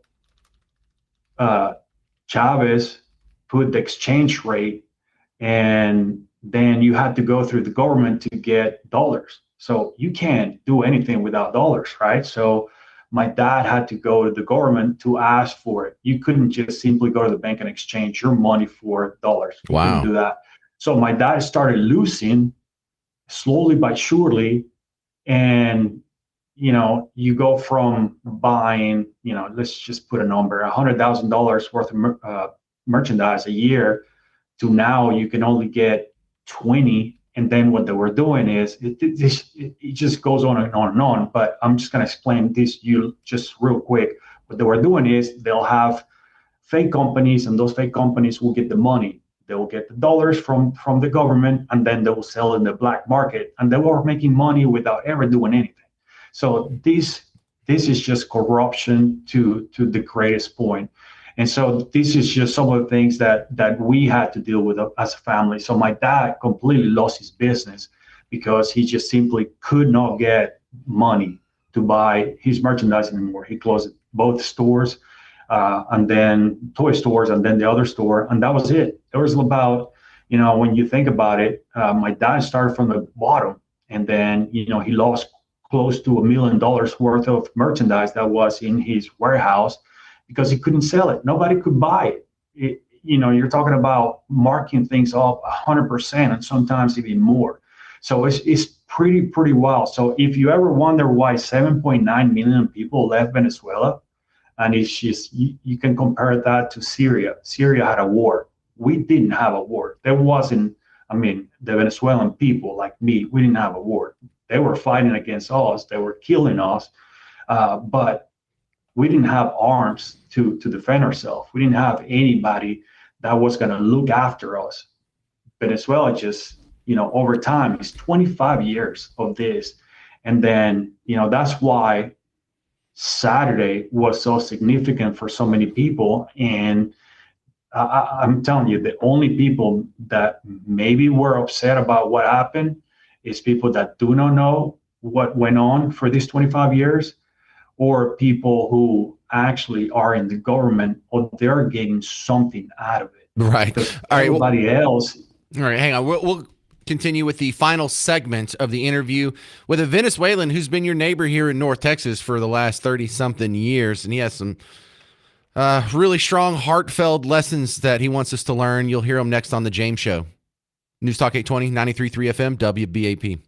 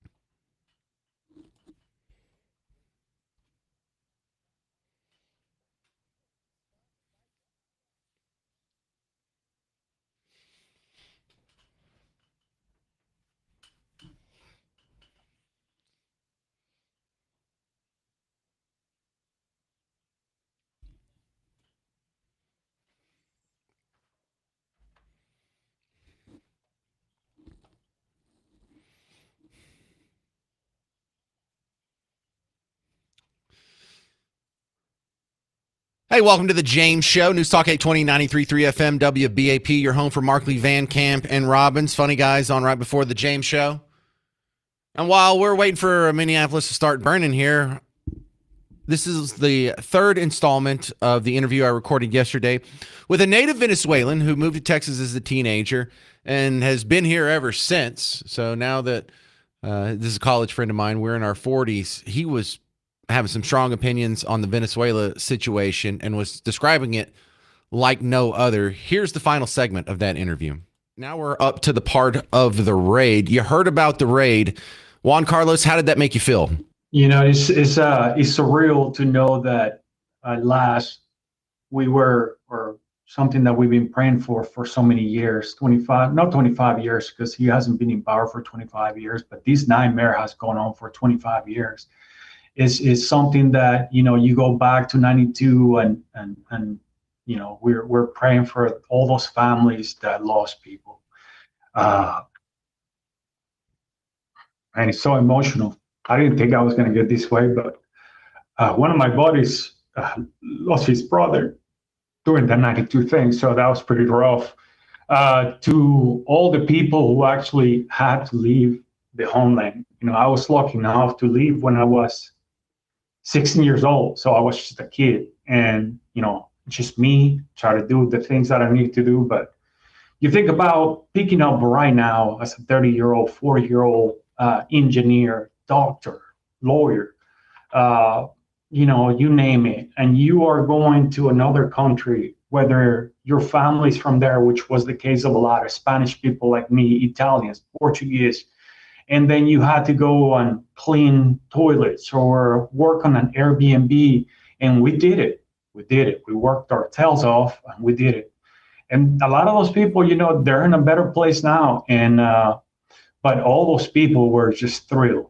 You know, when you talk about those other protests that we had, like the one in 2024, 23 people were killed on that one as well. And the countless people that were tortured, the countless people that were put in jail for no reason. That's what it means to us, man. That's really, really what it means to us. It's just incredible. All the things that we have endured. And I would like to tell, you know, the people who are skeptical of what happened, if you read the history of the United States and Venezuela and oil, we have always been partners.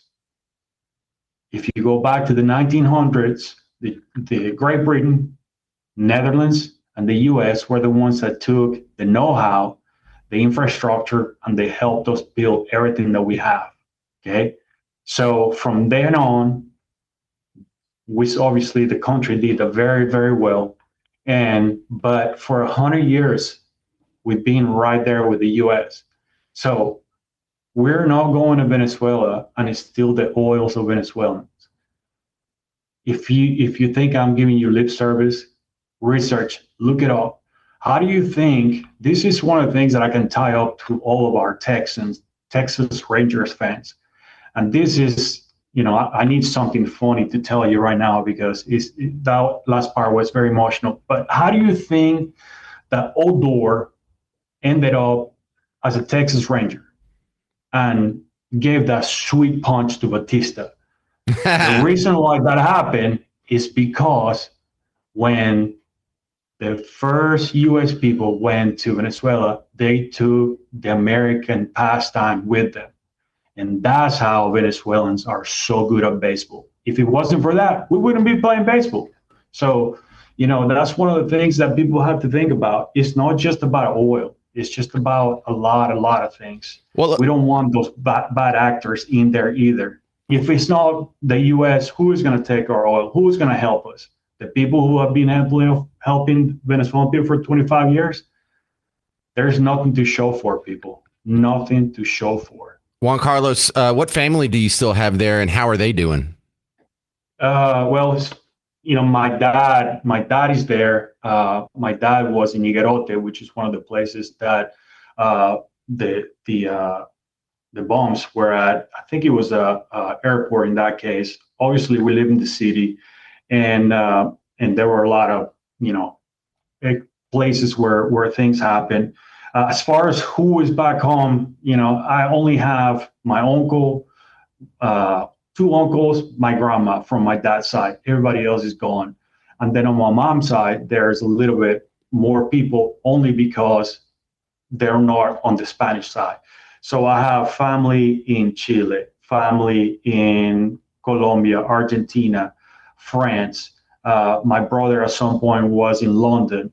I have family in Germany. Obviously, I have a ton of family in Spain, and then a couple of them in Houston and in Florida. So, I'm just one family of the 7.9 million Venezuelans that are scattered around the world. So, yeah, we the majority of us are really happy because, you know, a lot of people didn't see their loved ones when they passed away, you know, like grandmas, my grandfathers, both of them passed away. I wasn't there. My uncles, my aunts have passed away. I wasn't there. You know, all the different things that, you know, I've missed. And it is what it is, you know, makes me stronger. And we'll go home from there. As soon as we get a chance, you know, we'll rejoice if that's what is in the cards for us as a country. If not, man, we'll go on and, you know, honor where we are, like I've been for the past 30 years, which is my home now, Texas. And so we'll go from there. But, you know, well, Juan Carlos, we have 1 minute left. Tell me what you want to happen next in Venezuela. What is your hope for Venezuela going forward? Well, definitely, you know, what's happening right now is very strategic. The things that are happening behind closed door is not something that is going to be out in the public for us to know right now. But I know that there are a lot of things that are happening because you can't just remove one person and hope that, you know, everything gets better. There's still some bad actors in there.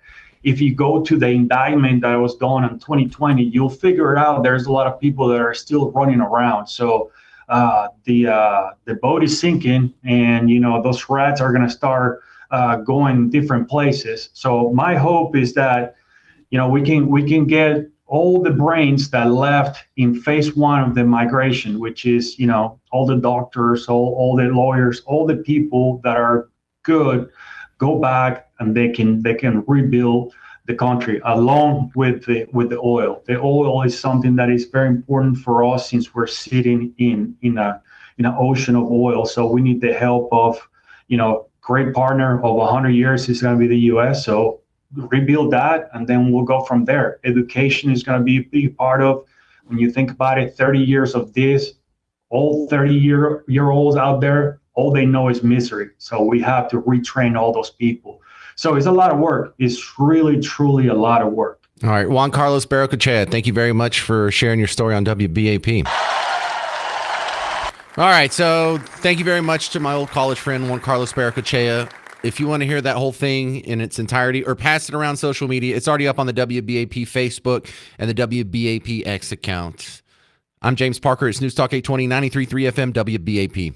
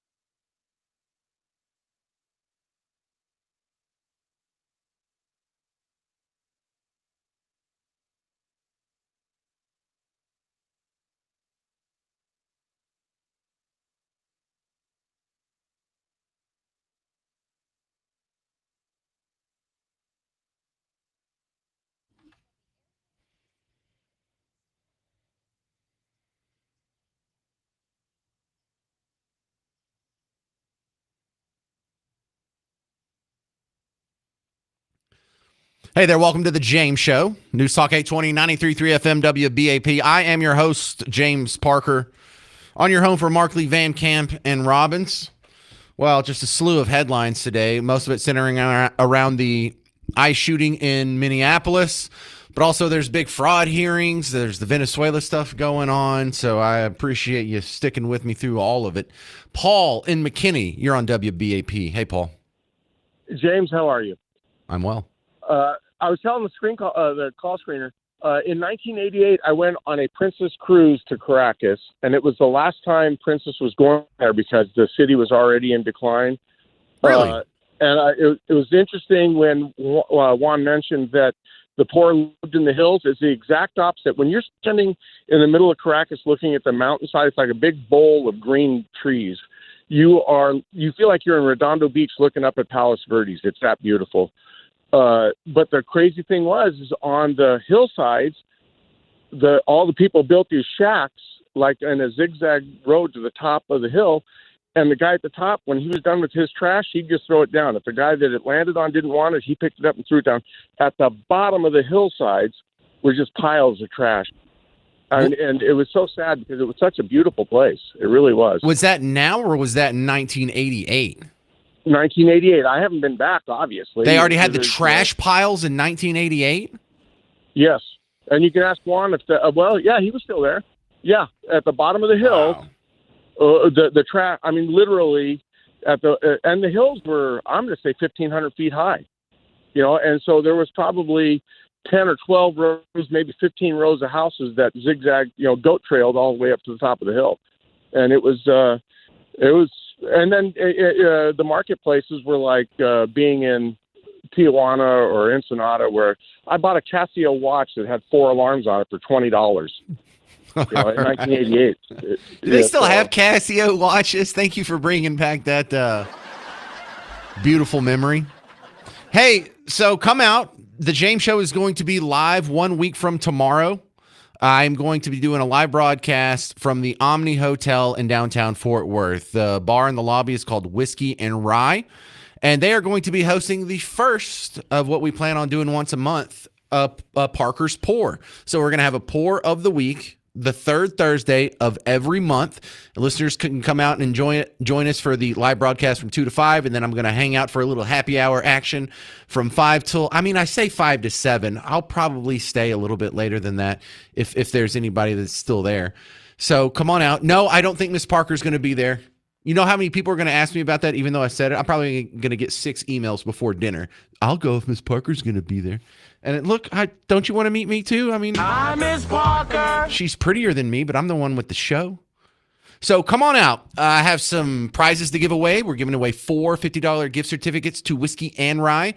So if you're a Fort Worth or Tarrant County native and you've griped, you're doing an event in Richardson or in Plano, when are you going to come out here? I'm coming out there. You better show up. I want to see a big crowd.